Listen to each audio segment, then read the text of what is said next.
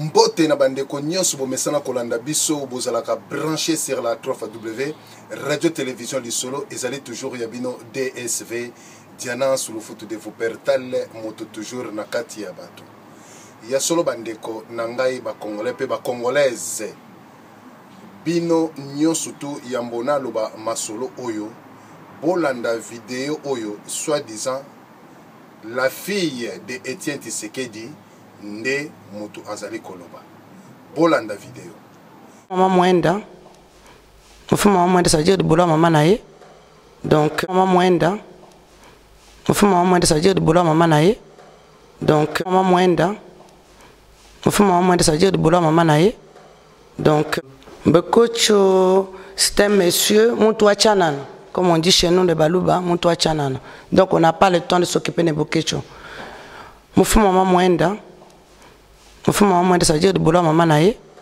donc Bekocho il fatigue à Buzoba donc tozo finga na minute parce que tu en as besoin nae na répéter son Bekocho maman Mweba le boulot mère nao nazo yebisao donc c'est pour ça que je dis à Bekocho que non qu'il arrête de mentir qu'on l'a agressé pour Tshisekedi.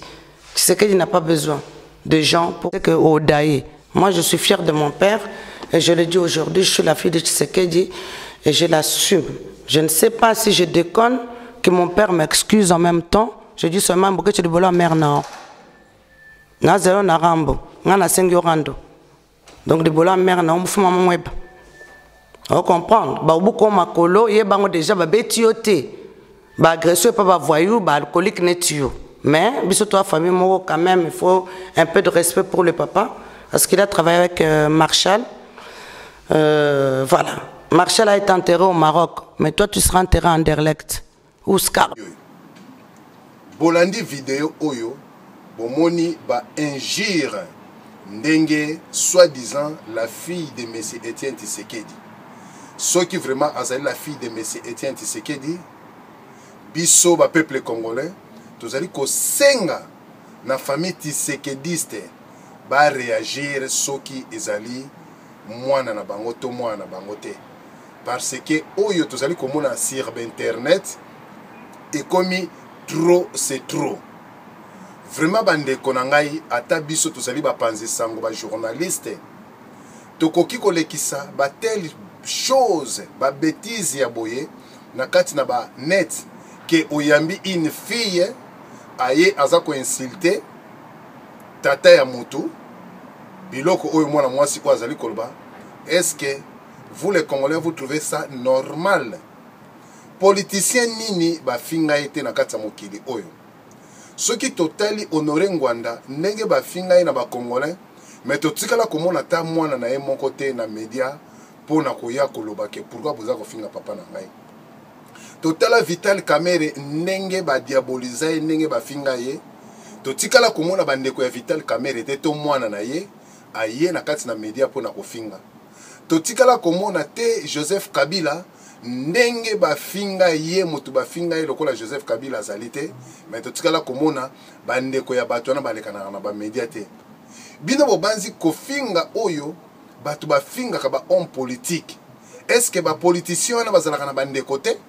Pourquoi bandeko na bango babimaka na ba media te baya koloba ndenge tozali komona sikoyo? Ne touchez pas à mes ouins, ne touchez pas à notre Dieu Etienne Tshisekedi wa Mulumba.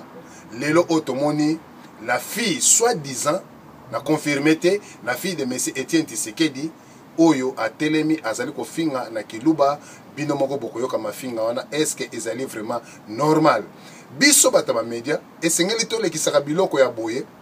Est-ce que tozali komema unité ou bien tozali komema division? Soki lelo bokechu azape na mwana na ye ya mwasi oyo bino nyonso boyebi azape mayele atanga asilisa pe ba classe na ye malgré bofinga ka bokechu. Soki lelo mwana ne pe lekani a répliquer soit droit de réponse. Est-ce que zali normal?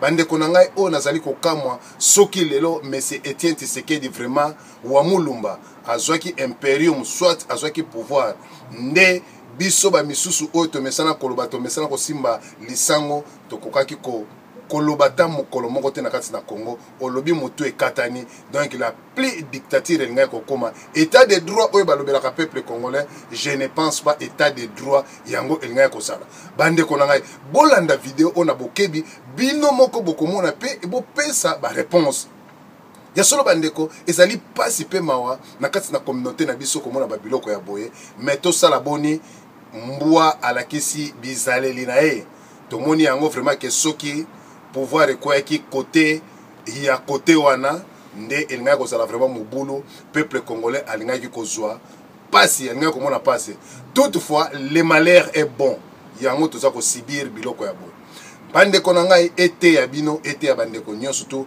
mafinga ya boye ezalaki toujours ya bino DSV Diana sur le foot de vos pertal moto toujours na kati ya bato nde na tiki bino bye bye.